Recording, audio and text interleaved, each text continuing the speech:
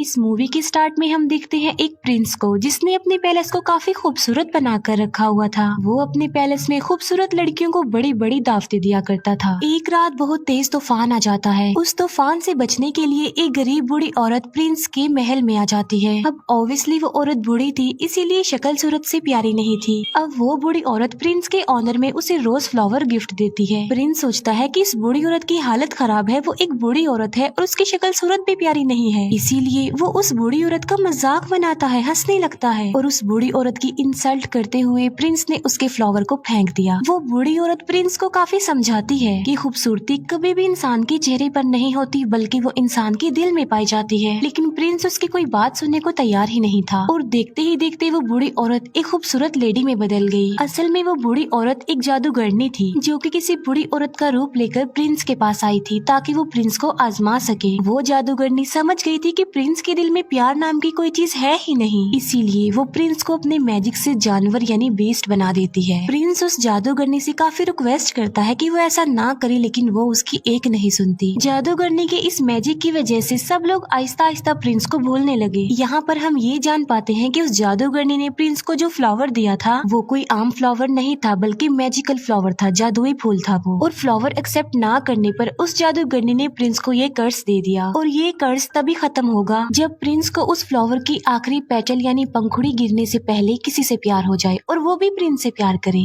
लेकिन आखिरी पंखुड़ी गिरने से पहले अगर प्रिंस से किसी ने प्यार ना किया तो प्रिंस कभी भी इंसान नहीं बन सकेगा दोबारा, बल्कि बेस्ट ही रहेगा वो हमेशा। काफी साल गुजर जाते हैं लेकिन उस पैलेस में कोई भी नहीं आता। फिर हमें पैलेस के करीबी एक गाँव में एक लड़की दिखाई जाती है जिसका नाम होता है बेल। बेल को किताबें पढ़ने, स्टोरीज पढ़ने का काफी शौक था। बेल के फादर एक डिजाइनर होते हैं। उसी गांव में एक और लड़का भी रहता है जिसका नाम होता है गैस्टोन। गैस्टोन जो कि बेल से शादी करना चाहता था, लेकिन बेल उससे शादी करना नहीं चाहती थी क्योंकि वो एक प्राउडी इंसान था। गैस्टोन बेल से शादी करने के लिए उसे अपना बनाने के लिए काफी स्ट्रगल भी किया करता था, लेकिन उसकी कोशिशें नाकाम ही रहती हैं। एक दिन बेल के फादर को कहीं पर जाना था। जिस रास्ते से उन्होंने जाना था वो एक जंगल था। बेल के फादर देखते हैं कि उनके रास्ते में तो आग लगी हुई है, लेकिन वहाँ पर एक और रास्ता भी था जहाँ पर वो मुड़ जाते हैं। बेल के फादर अपने घोड़े पर सवार होते हैं, लेकिन तभी उन्हें जंगल से भेड़ियों की आवाज सुनाई देती है और फिर वही भेड़िए उनका पीछा करने लगते हैं। बेल के फादर अपनी जान बचाने के लिए वहाँ से भागते हैं और भागते भागते वो आ जाते हैं बीस्ट के पैलेस के पास। बेल के फादर जब अंदर जाते हैं तब उन्हें वहाँ पर कोई भी दिखाई नहीं देता। हालांकि ऐसा लग रहा था कि पैलेस में कोई रहता है। कैंडल्स भी जल रही थी और टेबल पर खाना भी पड़ा हुआ था। इतना अच्छा खाना देखकर बेल के फादर खाना खाने लगते हैं, लेकिन हम फिर बहुत हैरान कर देने वाली चीज देखते हैं। वहाँ पर जो कप पड़ा होता है वो बेल के फादर से बातें करने लगता है। बेल के फादर समझते हैं कि ये कोई सॉल है जो उन्हें डराने की कोशिश कर रही है, इसीलिए बेल के फादर उसे कहते हैं कि मैं तुमसे नहीं डरता। ये कहकर बेल के फादर वहाँ से भाग जाते हैं। अब यहाँ पर सवाल ये उठता है कि वो कप कैसे बोल पाया। असल में बात ये है कि वहाँ पर यानी पैलेस में जितनी भी चीजें पड़ी हुई थी वो पहले इंसान हुआ करते थे, लेकिन जादूगरनी के कर्ज की वजह से वो सब चीजों में बदल गए। बेल के फादर भागते हुए गार्डन में आ जाते हैं। वो देखते हैं कि वहाँ पर बहुत प्यारे प्यारे फ्लावर लगे हुए हैं। बेल के फादर सोचते हैं कि मेरी बेटी बेल ने अपने लिए फ्लावर मंगवाया था, इसीलिए वहाँ से वो एक फूल तोड़ लेते हैं और तभी वहाँ पर बीस्ट आ जाता है। फ्लावर चोरी करने की पनिशमेंट देने के लिए बीस्ट उन्हें प्रिजनर बना लेता है, लेकिन बेल के फादर का घोड़ा वहाँ से भाग जाता है और वो सीधा अपने घर आता है बेल के पास। बेल जब देखती है कि घोड़ा अकेला आया है, उसके फादर नहीं आए, तो वो फौरन समझ जाती है कि उसके फादर किसी मुसीबत में फंस गए हैं। इसीलिए बेल अपने फादर को ढूंढने के लिए उस घोड़े पर बैठ जाती है। वो घोड़ा बेल को ले आता है पैलेस में और पैलेस में ही बेल के फादर को प्रिजनर बनाकर रखा हुआ था। बेल जब पैलेस के अंदर जाती है तब उसे वहाँ पर कोई भी दिखाई नहीं देता। बेल वहाँ पर काफी आवाजें भी लगाती है, लेकिन उसे आगे से कोई भी रिस्पॉन्स नहीं मिलता।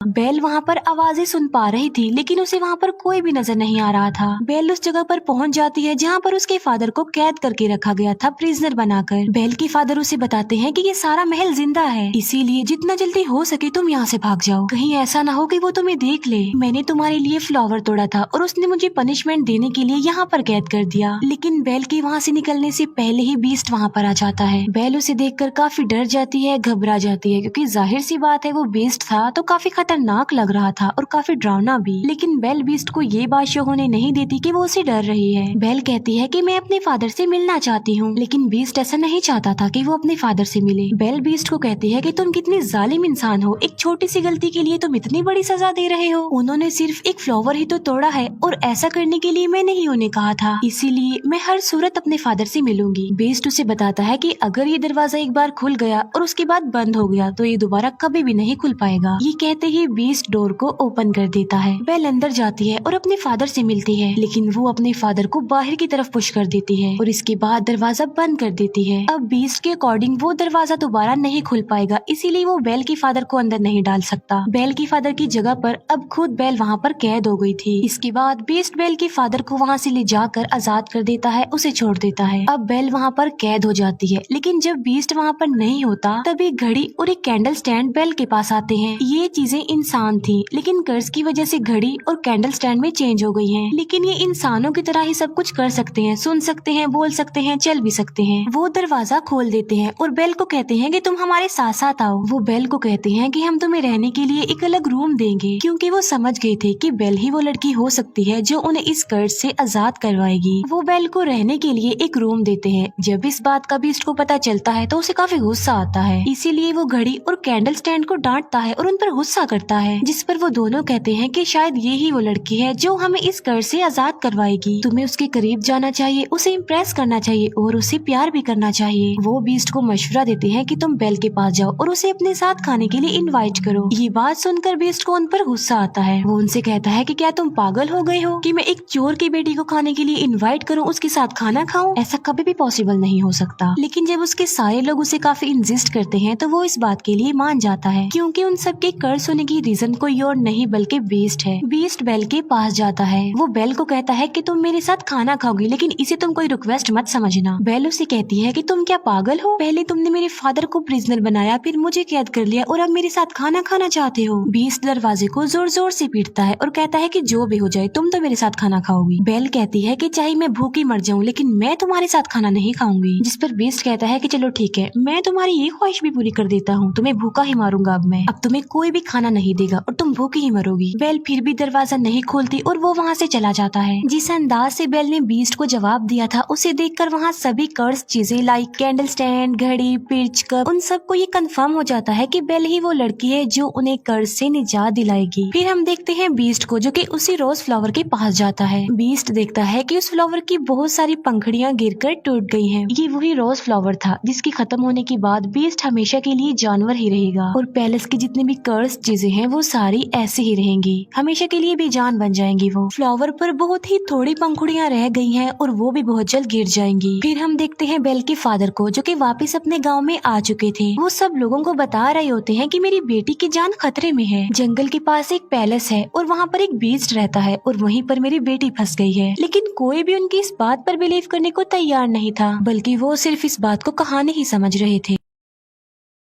लेकिन गैस्टोन, जो कि बेल से शादी करना चाहता था, वो बेल के फादर को इम्प्रेस करने के लिए कहता है कि मैं तुम्हारी बात पर यकीन करता हूँ, मैं तुम्हारे साथ जाऊंगा तुम्हारी बेटी को बचा लाने के लिए। तब गैस्टोन और उसका एक साथी बेल के फादर के लिए जंगल के रास्ते निकल पड़ते हैं। जिस रास्ते पर बेल के फादर गए थे वो रास्ता इन्हें कहीं पर मिलता ही नहीं है। गैस्टोन को इस बात पर काफी गुस्सा आता है। वो बेल के फादर को कहता है कि तुम्हारा दिमाग खराब हो गया है, कोई बीस्ट नहीं होता। गैस्टोन बेल के फादर को ये भी कह देता है कि मैं तुम्हारी बेटी से प्यार करता हूँ और मैं उससे शादी करूंगा। जिस पर बेल के फादर कहते हैं कि तुम्हारी ये ख्वाहिश कभी भी पूरी नहीं हो सकती। इस बात पर गैस्टोन को काफी गुस्सा आता है। वो बेल के फादर के हाथ पांव बांध देता है और उन्हें एक ट्री के नीचे मरने के लिए छोड़कर वहाँ से चला जाता है, क्योंकि वो भेड़ियों का इलाका था और भेड़िए उन्हें मार कर खा लेंगे। फिर हम एक लेडी को देखते हैं जिसे उसके गाँव से निकाल दिया गया था और उसका नाम था अगथा। एगथा बेल के फादर की जान बचा लेती है और उन्हें आजाद कर देती है। पैलेस में हम बेल को देखते हैं, जो कि उसी रोज फ्लावर के पास आ जाती है। बेल उस फ्लावर को भी टच करने ही वाली होती है कि वहाँ पर आ जाता है बीस्ट। बीस्ट उसे कहता है कि तुम्हें अंदाजा नहीं कि तुम अभी क्या करने वाली थी, अभी हम सब के सब मारे जाते। बीस्ट गुस्से में आकर बेल से कहता है कि चली जाओ यहाँ से। तब बेल रोते हुए वहाँ से भागकर चली जाती है। घोड़े पर बैठकर जब बेल जंगल पार कर रही होती है तब वहाँ पर बहुत सारे भेड़िए आकर बेल को चारों तरफ से घेर लेते हैं। लेकिन इससे पहले कि वो भेड़िए बेल को कोई नुकसान पहुँचाते, वहाँ पर बीस्ट आ जाता है। वो उन भेड़ियों का काफी मुकाबला करता है, उन्हें काफी मारता है। बीस्ट उन सब भेड़ियों को वहाँ से उसे मार भगाता है, लेकिन इस लड़ाई के दौरान वो खुद भी इंजर्ड हो जाता है। बेल अभी घोड़े पर बैठकर वहाँ से जाने ही वाली होती है तो वो देखती है कि बीस्ट जमीन पर गिर गया है क्योंकि वो काफी इंजर्ड है, उसकी हालत काफी खराब हो गई है। अब क्योंकि बीस्ट ने बेल की जान बचाई थी, उसे नई जिंदगी दी थी, इसीलिए बेल वहाँ से जाने की बजाय उसके पास आ जाती है। बेल उससे कहती है कि मैं तुम्हें उठा नहीं सकती, इसीलिए तुम्हें हिम्मत करके खुद ही उठना होगा। बड़ी मुश्किल से हिम्मत करते हुए बीस्ट खड़ा हो जाता है। बेल उसे अपने साथ घोड़े पर बिठा कर पैलेस में वापस ले आती है। बेल एक बार फिर से वापस उसी पैलेस में आ गई थी। पैलेस की सारी कर्स चीजें बेल को देखकर काफी खुश हो जाती हैं, क्योंकि वो चाहते थे कि बेल यहीं रहे इसी पैलेस में। बेल और बीस्ट को एक दूसरे से प्यार हो जाए, जिसकी वजह से कर्स खत्म हो जाए और सब कुछ नॉर्मल हो जाए। वो चीजें बेल को सारी स्टोरी नहीं बताती, ना ये बताते हैं कि वो इस कर्ज से कैसे आजाद होंगे, बल्कि सिर्फ ये बताते हैं कि जब उस फ्लावर की आखिरी पंखुड़ी गिर जाएगी हम सब ऐसे ही रह जाएंगे और बीस्ट भी हमेशा के लिए बीस्ट ही रह जाएगा। बेल बीस्ट को बैंडेज लगाती है। बेल जब बीस्ट के पास होती है तो वो एक शेर पढ़ती है, क्योंकि बेल का इंटरेस्ट बुक में, स्टोरी में और पोएट्री में बहुत ज्यादा था, लेकिन उस शेर को बीस्ट कंप्लीट करता है। ये बात बेल को काफी हैरान कर देती है। बेल उससे पूछती है कि क्या तुम भी पोएट्री पढ़ते रहते हो? बीस्ट कहता है कि मैं लव स्टोरी, प्यार मोहब्बत, इनकी पोएट्री नहीं पढ़ता, बल्कि मैंने बहुत ज्यादा बुक्स पढ़ी हुई हैं, बहुत ज्यादा पोएट्री के बारे में जानता हूँ। इस पर बेल कहती है कि मुझे तो प्यार मोहब्बत की बातें, प्यार मोहब्बत की कहानियाँ बहुत पसंद हैं। जिस पर बीस्ट कहता है कि तुम्हारी शक्ल देखकर ऐसा लगता है कि तुम्हें प्यार मोहब्बत में बहुत इंटरेस्ट है, अगर तुम कुछ पढ़ना ही चाहती हो तो कुछ अच्छा पढ़ो। फिर बीस्ट बेल को अपने साथ अपनी लाइब्रेरी में लेकर जाता है, जो कि काफी बड़ी थी। वहाँ पर बहुत ज्यादा बुक्स थी। बेल उन बुक्स को देखकर काफी शॉक्ड भी रह जाती है और काफी खुश भी हो जाती है, क्योंकि गाँव में पढ़ने के लिए उसे कोई भी बुक नहीं मिलती थी और यहाँ पर तो उसे इतनी सारी बुक्स मिल गई हैं। बीस्ट कहता है कि अगर तुम चाहती हो तो हमारे साथ यहाँ पर रह सकती हो। ये बात बेल को काफी खुश कर देती है। फिर वक्त के साथ साथ एक दूसरे के साथ काफी टाइम गुजारने लगे। इन दोनों की दोस्ती हो गई, वो एक दूसरे के काफी करीब आ गए, एक दूसरे की लाइक्स डिसलाइक्स उन्हें पता भी चल गए। दोनों साथ मिलकर खाना भी खाते थे। फिर बीस्ट बेल को गाना भी गाकर सुनाता है और बीस्ट बेल को एक बुक भी दिखाता है, जो कि एक जादुई बुक थी। वो कहता है कि ये बुक मुझे किसी जादूगरनी ने दी थी और इस किताब की मदद से हम लाइफ के किसी भी टाइम में जा सकते हैं। लाइक हम पास्ट टाइम में जा सकते हैं, फ्यूचर टाइम में जा सकते हैं। बेल उस टाइम में जाना चाहती थी जब वो अपनी मदर से आखिरी बार मिली थी। बेल जब उस टाइम में जाती है तब उसे पता चलता है कि उसकी मदर को एक इन्फेक्शन हो गया था। इसीलिए बेल की मदर ने बेल के फादर को कहा था कि तुम बेल को लेकर हमेशा के लिए यहाँ से चले जाओ, ताकि मेरी बेटी को भी ये इन्फेक्शन ना लग जाए।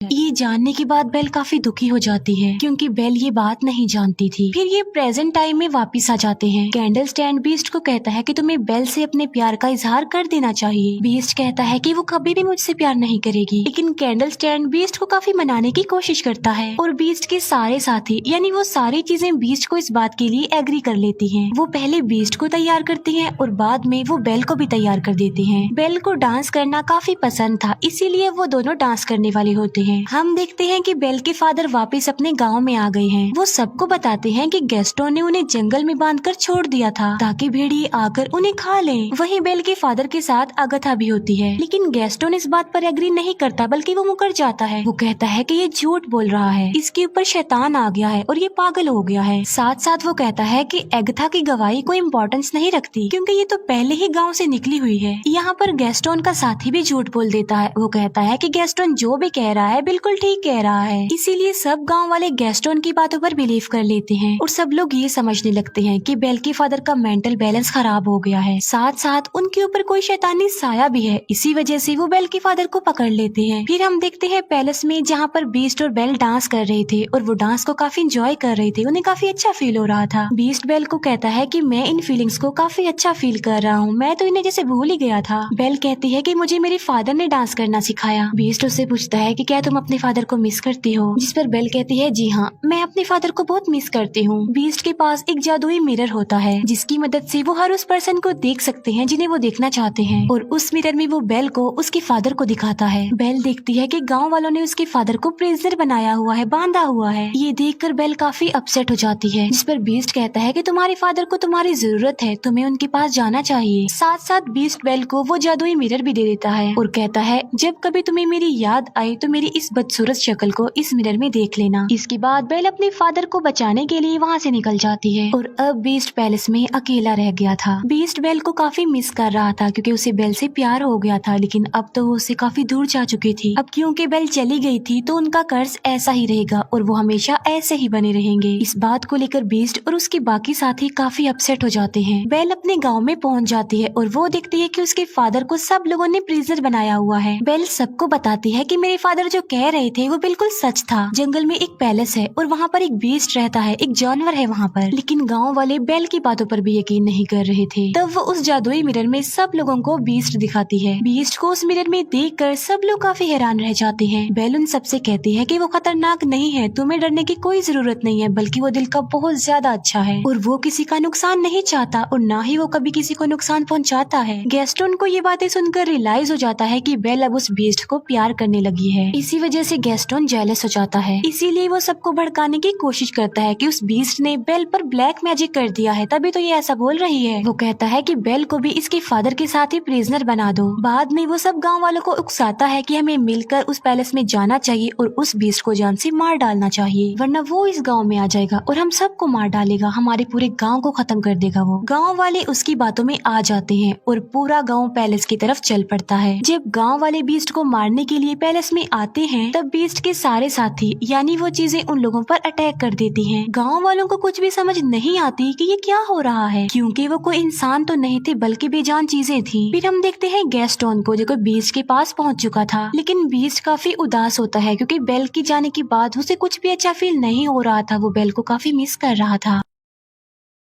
गैस्टोन बीस्ट को कहता है, तुम क्या समझते हो कि बेल तुमसे प्यार करती है, बल्कि तुम्हें मारने के लिए उसने हम सब गांव वालों को भेजा है। ये कहते ही वो बीस्ट पर गोली चला देता है और बीस्ट जाकर नीचे गिरता है। लेकिन नीचे गिरने से पहले बीस्ट टेरेस के एक टॉप को पकड़ लेता है, लेकिन इससे पहले कि गैस्टोन दूसरी गोली चलाता बेल वहाँ पर आ जाती है। गैस्टोन को रोकने के लिए बेल उसका हाथ पकड़ लेती है। इस फाइट में गैस्टोन भी जाकर नीचे गिर जाता है। गैस्टोन की गन भी उसके हाथ से गिर जाती है। बीस्ट ऊपर आने की कोशिश करता है, तभी बेल उसे आवाज देती है। वो बीस्ट को बताती है कि मैंने गांव वालों को रोकने की बहुत कोशिश की थी, लेकिन वो नहीं रुके। बेल को वहाँ देखने के बाद बीस्ट के अंदर एक हिम्मत पैदा हो जाती है और अब वो गैस्टोन का मुकाबला करना चाहता था और अब वो पहुँच जाता है गैस्टोन के पास। वो गैस्टोन को गर्दन से पकड़ लेता है और उसे हवा में कर देता है और बीस्ट गैस्टोन को काफी ऊंची दीवार से फेंकने ही वाला होता है, जिस पर गैस्टोन बीस्ट से काफी रिक्वेस्ट करता है कि प्लीज मुझे मत फेंको, प्लीज बीस्ट मुझे छोड़ दो। बीस्ट उससे कहता है कि मैं बीस्ट नहीं हूँ। ये कहते ही बीस्ट गैस्टोन की जान छोड़ देता है और उसे कहता है चले जाओ यहाँ से। गैस्टोन वहाँ से चला जाता है और बीस्ट आ जाता है बेल के पास। मौके का फायदा उठाकर गैस्टोन अब पीछे की तरफ से बीस्ट पर गोलियां चलाता है, जिसकी वजह से बीस्ट नीचे गिर जाता है। लेकिन गैस्टोन जिस जगह पर खड़ा हुआ था वो जगह टूट जाती है और गैस्टोन भी जाकर नीचे गिरता है। इतनी ऊंचाई से गिरने की वजह से गैस्टोन मर जाता है। बीस्ट की हालत काफी खराब हो जाती है क्योंकि वो काफी इंजर्ड था और अपने आखिरी सांस गिन रहा था। बेल बीस्ट को कहती है कि अब के बाद मैं तुम्हें कभी भी छोड़ के नहीं जाऊंगी, जिस पर बीस्ट कहता है लेकिन अब मेरी तो जाने का वक्त हो गया है, जिस पर बेल कहती है कि तुम्हें कुछ नहीं होगा, सब कुछ नॉर्मल हो जाएगा। और हम देखते हैं कि उस फ्लावर की आखिरी पंखुड़ी भी गिर जाती है। जैसे ही वो पंखुड़ी गिरती है बीस्ट बिल्कुल खामोश हो जाता है और वहाँ पर बीस्ट के जितने भी साथी थे यानी वो चीजें थी वो भी एकदम से बेजान हो जाती हैं। बीस्ट को मरता हुआ देखकर बेल को काफी दुख होता है और उसकी आंख में आंसू होते हैं। यहाँ पर बेल भी अपने प्यार का इजहार कर देती है। वो बीस्ट को कहती है मैं तुमसे बहुत प्यार करती हूँ और वो बीस्ट के करीब भी आती है। तभी वहाँ पर एगथा भी आ जाती है। एगथा जिसे गांव के लोगों ने निकाल दिया था।